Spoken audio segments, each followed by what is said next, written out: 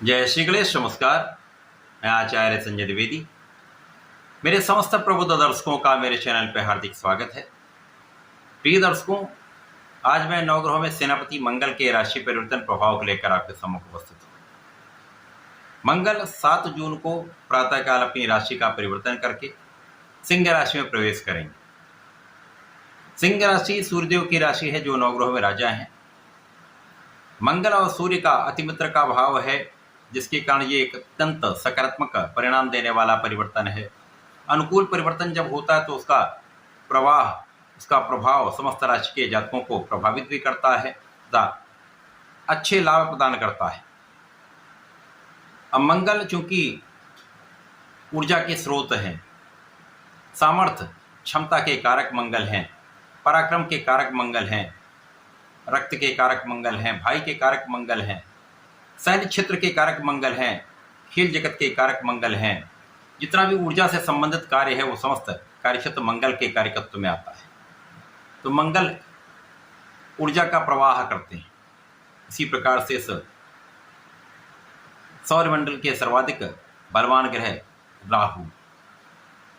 राहु इतने बलवान है कि ये सूर्य को भी ग्रहण लगाते हैं, जिसके कारण राहु का बल विशेष है। राहु का भी एक विशेष ऊर्जा का प्रभाव है, जो कि कुछ नकारात्मक भी होता है, क्योंकि राहु एक नकारात्मक ग्रह, क्रूर ग्रह। मंगल भी क्रूर है। जब इन दोनों ग्रहों का आपसी संबंध बनता है, चाहे वो युति प्रभाव हो चाहे वो दृष्टि प्रभाव हो, तो अंगारक दोष बन जाता है। अब ये अंगारक दोष निश्चित रूप से कहीं ना कहीं समस्या करता है। जिस भाव में होकर होगा, जिस स्थिति में होगा, उसके अनुसार ही ये कुछ नकारात्मकता अवश्य देगा। मंगल ऐसे ग्रह हैं जो राहु के दुष्प्रभाव को कम कर सकते हैं, कंट्रोल कर देते हैं। आज मैं मीन राशि के लिए मंगल के इस राशि परिवर्तन का किस प्रकार का प्रभाव प्राप्त होगा, इस समय में मंगल का जो प्रभाव है वो आपको कितना लाभ दे सकता है, अथवा कहीं पर कोई समस्या तो उसका क्या निराकरण, संपूर्ण विश्लेषण मैं पूर्ण तर्क के साथ करने जा।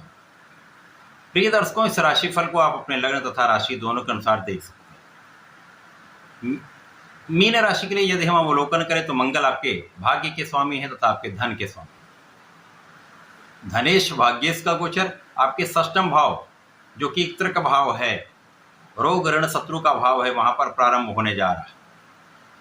निश्चित रूप से त्रिक भाव ऐसे भाव हैं जहां पर समस्त ग्रहों का प्रभाव न्यून हो जाता है तथा जो उनके कारक भाव हैं, जो उनका कार्यकत्व है, वो कम हो जाता है। तो वैसे भी यहाँ पर मंगल कुछ निर्बल होंगे। साथ ही साथ यहाँ पर जब इनका गोचर आरंभ होगा, वहाँ पर पहले से ही केतु का गोचर चल रहा होगा, जिसके कारण मंगल और केतु की युति का प्रभाव तथा उस पर राहु के दृश्य का प्रभाव होगा, जो 180 डिग्री पर है।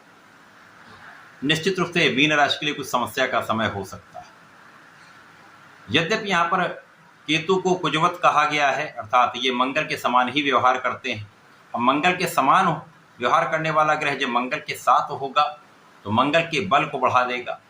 साथ ही साथ मंगल मित्र की राशि सूर्यदेव की राशि में होकर बलवान तो अवश्य होंगे, परंतु निर्बल भाव में होने के कारण इनका जो प्रभाव है वो कम हो जाए।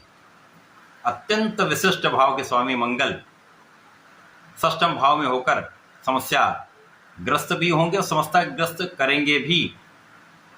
इस भाव में होने से भाग्य कुछ निर्बल हो सकता है। जब भाग्य निर्बल होता तो आपका प्रयास उतना सफल नहीं हो पाता। आप संपूर्ण रूप से परिश्रम करते हैं, आप अपनी पूर्ण क्षमता का उपयोग करते हैं, लेकिन उसके बाद भी आपको उसका संपूर्ण प्रतिफल नहीं प्राप्त हो पाता। यहाँ पर ऐसी स्थिति रहने वाली। इस समय आपके धर्म के मार्ग से कुछ दूर हो सकते हैं। हो सकता है कि पूजा पाठ आप ढंग से ना कर पाए या आपका पूजा पाठ में मन ना लग पाए, ऐसी स्थितियां बनती। तो धर्म के मार्ग पर आपको बने रहना, ना मन लगते हुए भी प्रयास ये करें, पूजा पाठ जैसा आप करते हैं उसका पालन करते रहें। इस समय में कुछ ऐसे विवाद होते हैं जिनसे कानूनी समस्याओं का योग बन जाता है। किसी भी प्रकार के विवाद में पड़ने से बचें। विशेषकर अपने साथियों के विवादों से दूर रहने का प्रयास करें, क्योंकि इसमें कानूनी समस्याएं आपके लिए कष्टकारी हो सकती हैं। यहाँ पर कानूनी समस्याओं में फंसने का पूर्ण योग बन रहा है। ऐसे में आपका धन भी व्यय होगा। आप मानसिक, शारीरिक तथा आर्थिक रूप से यहाँ पर निर्बल रहने वाले। इस समय में आपके ऋण बढ़ सकते हैं। ये उन लोगों के लिए अच्छा है जो व्यापारी हैं, व्यापार के लिए ऋण लेने का प्रयास कर रहे थे, वो यहाँ पर ऋण प्राप्त कर सकते हैं। अन्य लोगों के लिए कहीं ना कहीं ऋण समस्या का कारण बन सकता है। इस समय में आपको किसी को धन बड़ी मात्रा में उधार नहीं देना चाहिए।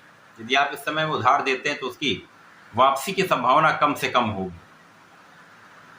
यदि आपने उसका प्रयास किया तो विवाद होगा, विवाद के कारण समस्याएं बढ़ेंगी और ये समस्याएं कानूनी समस्या का रूप धारण कर सकती हैं।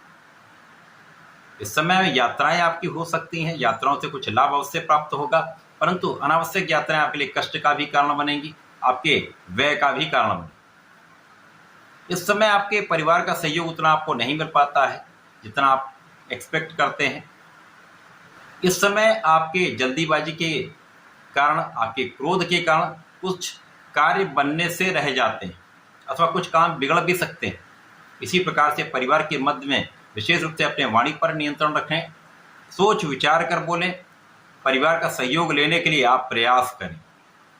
यद्यपि यहाँ पर परिवार का सहयोग आपके साथ रहेगा, परंतु सामंजस्य की कमी के कारण कुछ समस्याएं अवश्य उत्पन्न हो सकती हैं।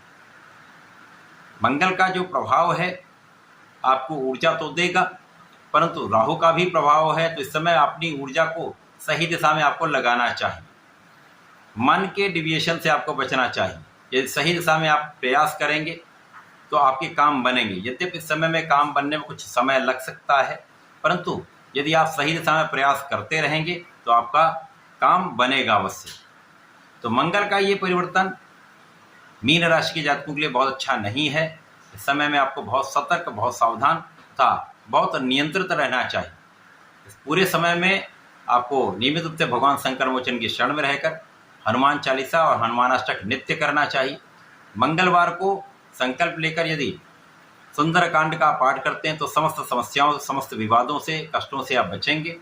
आपके जीवन का मार्ग सुगम होगा तो आप अपना सही ढंग से लाभ ले पाएंगे। तो ऐसा करके इसका लाभ लें। धन्यवाद। नमस्कार।